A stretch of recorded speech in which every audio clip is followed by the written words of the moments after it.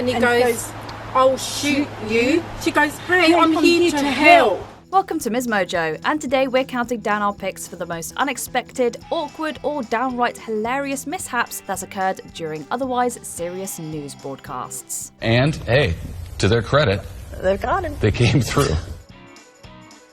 Number 10, assault charges for farting. This Fox 8 reporter thought she was simply delivering your average DUI story until things took a crazy detour. Well, more bodily functions in the news this morning. The next time you pass gas, make sure no police are around. The incident involved 34-year-old Jose Cruz, who was arrested for driving under the influence and brought in for a breathalyzer test. But then, in a move no one saw or smelled coming, Cruz passed gas and deliberately wafted it towards the arresting officer. This led to him being charged with battery. After the man was already arrested for DUI, according to police report, Jose Cruz, I can't even get through this. The story was so absurd that the reporter couldn't even keep it together and had to hand things off to her co-anchor. He passed the gas so loudly the officer said it was, quote, very odorous and created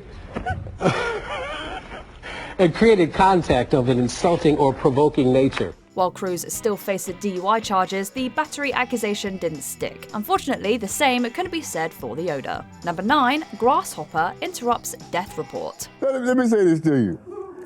The reaction was so honest. Too damn honest.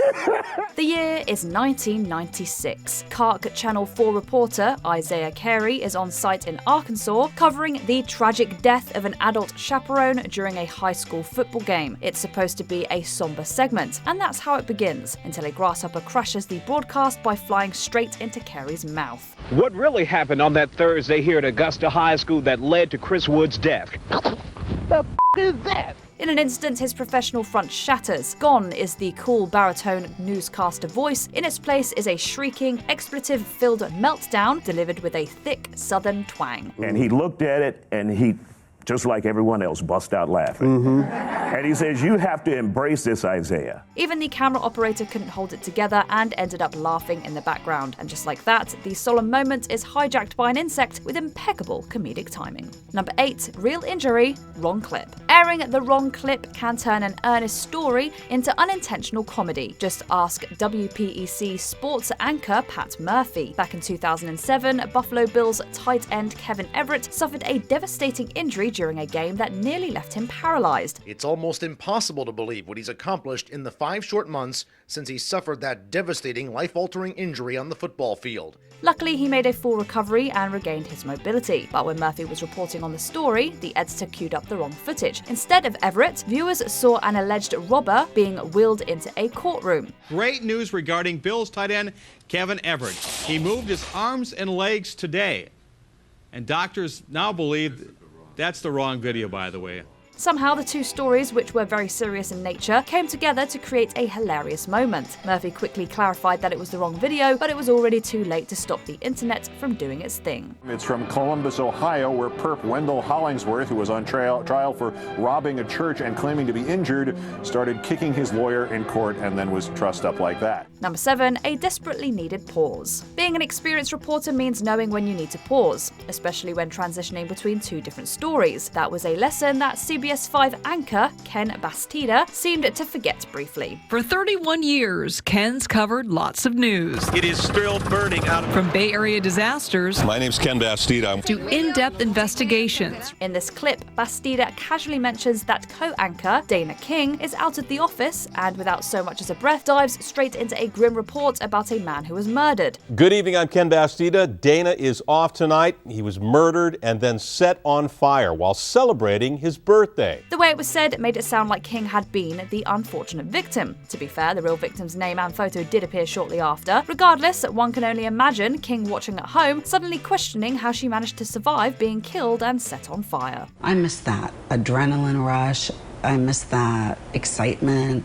But I I'm so much happier. Number 6, under the influence. BBC's Middle East correspondent, Quentin Somerville, had one job to do: deliver a serious report on Afghanistan's sprawling drug trade. To add a bit of visual punch, Somerville was placed in front of a burning heap of confiscated narcotics. Bad idea. Just seconds into the segment, the fumes hit, sending Somerville into a fit of laughter. Burning behind me is 8.5 tons of heroin, opium, hashish and other narcotics.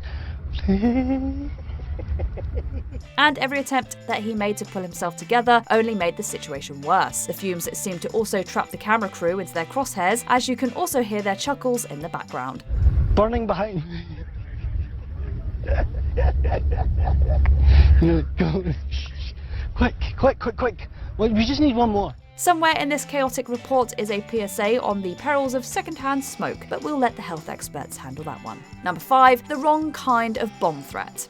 Some scary moments for customers at a Kansas Home Depot. Police responded to reports of a bomb threat at the store in Wichita. The last thing that you want to hear at a Home Depot is someone announcing that they're fixing to blow the place up. So when that exact phrase was uttered at a store in Wichita, Kansas in 2019, it understandably set off alarms. The incident was later reported by this KTVU news anchor, only for her to realize that the man in question was merely warning everyone about an impending bathroom emergency. Man also told police others in the room laughed, understanding his joke, which I'm just now getting. As the truth sank in, she was reduced to a ball of laughter and pointed fingers at her co-anchor for letting her read that story. From there, neither of them were able to fully regain their composure, and their persistent giggles spilled over into the subsequent segments. The missing tree, seen here, stands about 3 feet tall and 2.5 feet wide. Number 4, worst police sketch. The more detailed a police sketch is, the better odds of catching the culprit. At least that's the theory. But this case seemed to prove otherwise. Police officers in Lancaster, Pennsylvania were asking people to be on the lookout for a man who robbed a store. And I think we do. After a man robs a store in Lancaster, Pennsylvania, his sketch is sent to this newsroom to help broadcast the image. As soon as the anchor sets his eyes on the sparsely detailed, cartoonish sketch, you can see him struggle to keep it together. He's got a nose and some hair that goes like that, and he was wearing a hat at the time of this particular crime. And yet, against all odds, the drawing actually works. Police managed to track down and apprehend the perpetrator, 44-year-old Hung Phuc Nguyen. Oh, and now I'm getting word that police actually caught this guy, thanks to the sketch, no doubt.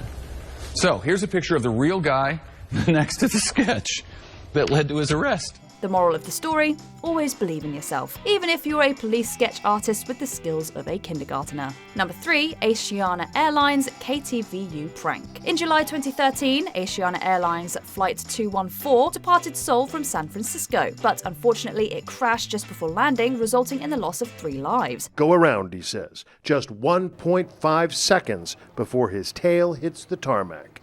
Too late to save Asiana 214. Viewers around the world got timely updates about the situation from news outlets, but those who tuned into San Francisco's KTVU got nothing close to the actual facts. During a segment about the crash, the anchor confidently listed the names of the 4 pilots who were on board, except those names were fake, and quite blatantly so. KTVU has just learned the names of the 4 pilots who were on board the flight. They are Captain Sum Ting Wong, Wee Tu Lo, Ho Lee Phuc, and Bang Ding Ao. What makes the moment particularly ludicrous is that not a single person, from the graphics designer to the editor to the anchor, seemed to notice there was, in fact, something wrong with the names. We are working to determine exactly what roles each of them played during the landing on Saturday. Number 2, identical in-sync twins. And we heard this big bang. We said, oh no, another car accident. So we drop everything and we went running out the front. 51-year-old twin sisters Bridget and Paula Powers had quite an eventful day on April 21st, 2025. Their mother had rushed them to help a carjacking victim, only to be threatened at gunpoint by the assailant. Later that day, the sisters recounted the ordeal to 7 News Queensland, but while the story itself was intense, what really caught viewers' attentions was how they told it. And he goes, run, he's got a gun.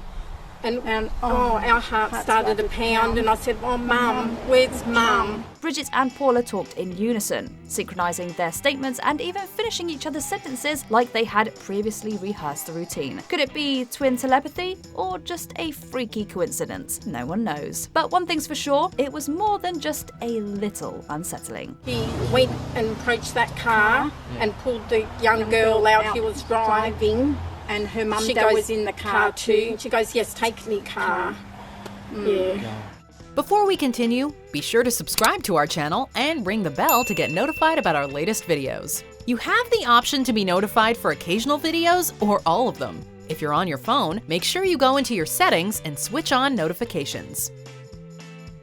Number 1, BBC Dad. Political science professor Robert E. Kelly and his family became global sensations in 2017 when a BBC interview took a very unexpected turn. Kelly, who is an expert on Korean relations, was discussing the impeachment of South Korea's president in a virtual interview from his apartment in Busan when he was upstaged by his own daughter. And what will it mean for the wider region? I think one of your children has just walked in. I mean, shifting sands in the region. Shortly after, her younger brother made a grand entrance on his own in a baby walker. Then came their mother, who burst into the room with urgency of a long-anticipated superhero in a Marvel movie and dragged them out. Pardon me. Pardon me. My apologies. It's the kind of chaos that could sink a reputation or launch it into the stratosphere. Luckily for Kelly, it was very much the latter. We just got this massive wave of email and solicitation and stuff like that. You know, and we to the people in the media and stuff like that who we didn't respond to, we apologize. Which of these news bloopers did you catch live? Let us know in the comments below. See, that wasn't even right. To put that story in there was wrong. That was wrong, man. I didn't even see it when I was looking through the script. He stuck that in there.